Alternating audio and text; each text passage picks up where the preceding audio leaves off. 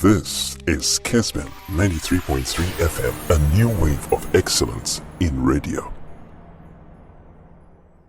Mamisha say free PM Honomo. Na Saglemi sema betoja. Obia can be say ya charge papa no for with other four for causing financial loss. Enra. Enu mo asema obkan na no pay if I say ono dealing say course no sika manisem. Ono as a person sika say bia ono na eko shama ye tua sika ya koye no etu sa ase eson e dia to no so meyi na no court no oyina no anye ye grata ni nyina report to anopai utie MPs ni bi kra so omo say ebi mu fi say they are even roping in Tekwe as finance minister. How does the system work? Because so ye PM who idea and no because for MCA on back payment warrant yes move will be a friend warrant authorization of payment no ade we PM you supervise a lot eba say ya say be asem na aba na area college that the person you try no no kasa and now say the onus lies on him into the abbey no e ono a cup of tea mama ntio me da say na mama ntia wa hwefo na watie for ene mekura penny na what all crazy. All right, you're talking. You're crazy. So that aside, yenhwe Saglemi ne ho ensensemi na eye se Ghana no nyame adom ebra ye wo mu se bibi kɔ ne kɔ eto achewa etimi ba se ye ma ho kwan bɔ kwan adu wi a onso so wɔ kwan so fa wa lawyer for na so ko kire wasemu enye se ye do call court wa kire se we di bem ana we di for enti de court no ebe ma okwan na onso so de wo nsem nyina tudwa ne nipa obo kwan adu no so abo kwan adu se de tie nyina na ye bo kwan adu ni wie na obi a kire ni nsemu o hwe dwumadie ye course Saglemi project here a very brilliant idea, fantastic idea. Ye baby see about 5,000 housing units. A baby Ghana for binya baby atna. Anybody or person nipa enya baby trenya sunjwe ya juma sa nipa no ese support no dwumadia wodi ni nyina. But we were told say adwuma na ye 5,000 housing units no we are going to spend like $200 million. That's right. Ti say $200 million no. Ye hu de ye te ye say ye see dan no mu 1,000 and some few coins. 600. The building was supposed to be 5,000 units, and it was revised to 1,502. That one with the same cost. With the same cost, and then the chief director, without recourse to the minister, also revised it to 1,412. And out of that, 600 have been built. And the amount involved as of now is 174. 179 or 4. 779. Yes. As against the full 64 million. That is so. Almost see by a 179. So Ajuma and KA would the fan said that 1,400 no crowd were to be built at the cost of $200 million dollars. That is fine. The yakasi ebisi no say enipa no aye edan no matter dodo a watimi asie sesi no the cost as per calculations sesi according to the attorney general or the nasem court no say adwuma na ye de ma wo say ya nkasa no adwuma no say enipa no wie etua na ka 200 million sesi a watua na ka 179 million dollars na $179 million no a watua no enipa na adwuma wa ye nyina so ye $64 million enti edie motivation ena edie na kwa achew enti ama wutimi tua almost 100 and something million on top of 105 million, or is it if my math is correct? So 115 more as against 64 na esenka wutua mana broso we any asemwa sesi a edaga na fo nyina animu a yekwa panimfo behwe na obi a kyerɛkyerɛ ne nsɛm sɛdeɛ onim ne fa ɛne sɛdeɛ na ɛyɛ so ofa na panimfo no bi asɛm a ɔmo kan sɛ ɔmo de ɔmo sika bi ama ɔmo ho minister bien who call officer Ekamsika de Brel. Honorable Chief Executive Eti or call say all the money they spent, he was not the spending officer. He didn't sign one single check. But if anything go amiss over there, he will be held responsible. Because when I authorization officer, you may be a check and one sign be there. Then so disbursement form now, they call bank akwa so one sign authorization form now, a call bank who be hit it. A be pim. And he said, at the end, the minister no who ya. Ya dear Juma son so we the asha onsa. And I said, minister no so nye abefu minister abanwe bi. Honorable Collins Dauda has been in the system. Ye nyini nyina yeti nidin.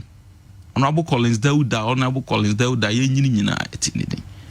Was our time no. Why a local government minister? Why you handle so many portfolios? And he said, Yama Juma said.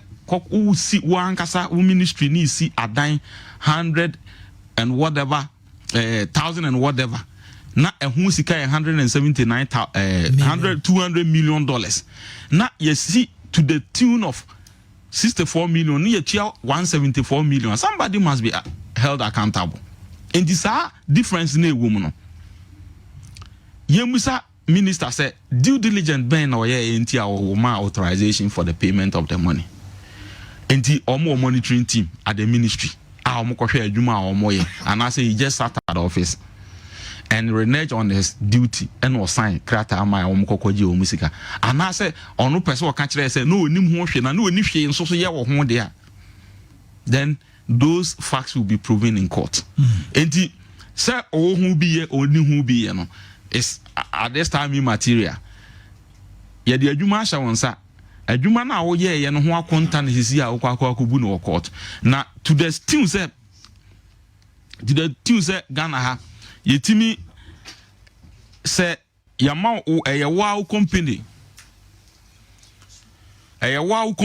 ena nyame adom ena wo ye ho adwuma ena ye dis sika we ahya won sa say fasi adan one personal company Dauda & Co Limited. And now ye see a dime, and the amount 200 million, and now they see a dime, and in Nipana ye 64 million worth, and now be Amietiano 179 million Ghana cedis.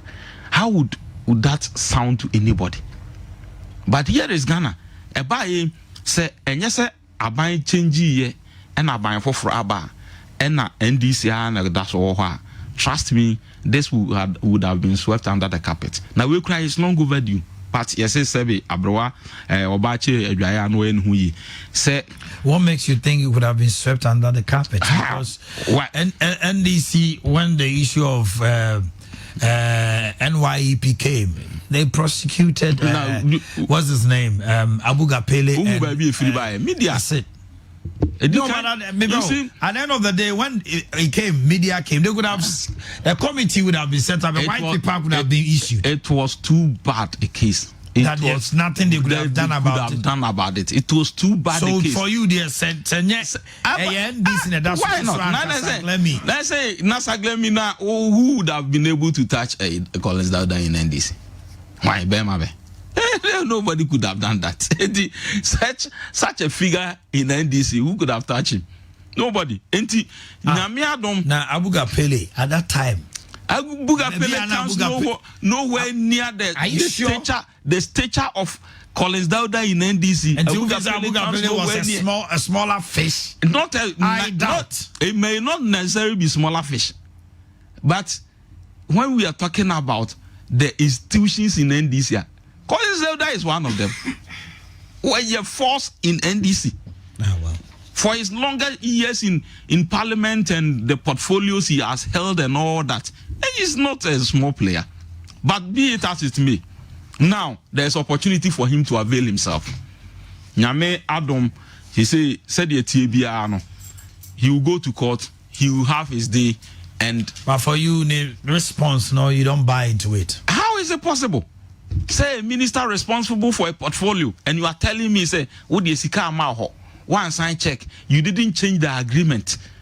And so, agreement, why not yet say agreement in the bureau? na nipa de bra no responsibility ni senti ya ma VAT ya ma aka etua odanka. What is your responsibility as the sector minister? You hold this portfolio in trust for the people of Ghana, and you owe us a fiduciary duty.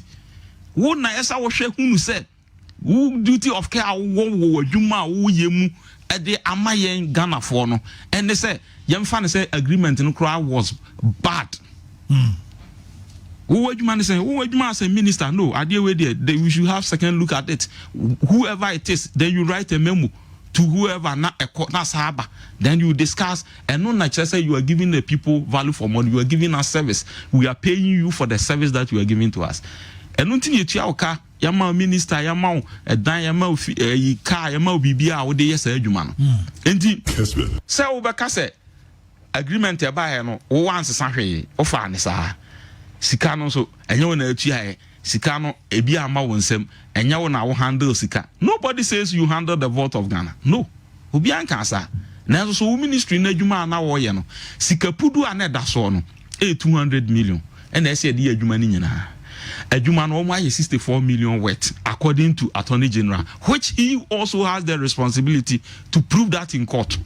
Say you man 64 million. I think surveyors and engineers. That is the point. They will go and do that. So woman so any amount and I say the Ghana system is so perfect and so nice when it comes to court system.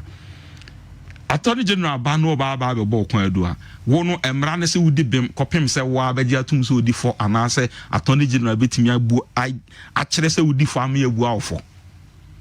Enti saa nneema we no ese wo kɔ no ne content no wo court oduru court a Attorney General bɛbɔ ne kwan adu akyerɛ de enti a ɛyɛ nasodie sɛ wɔno na yɛsɛ nkɔhwɛ so ɛmɛsa sika no Ghana wɔbɔ ho ban na wɔntimi amɔ ho ban no ɔno enti no ɛnam ne nsa so no ayɛ nhwɛ ha ma Ghana ahwere sika dodo. Attorney General will have to do that.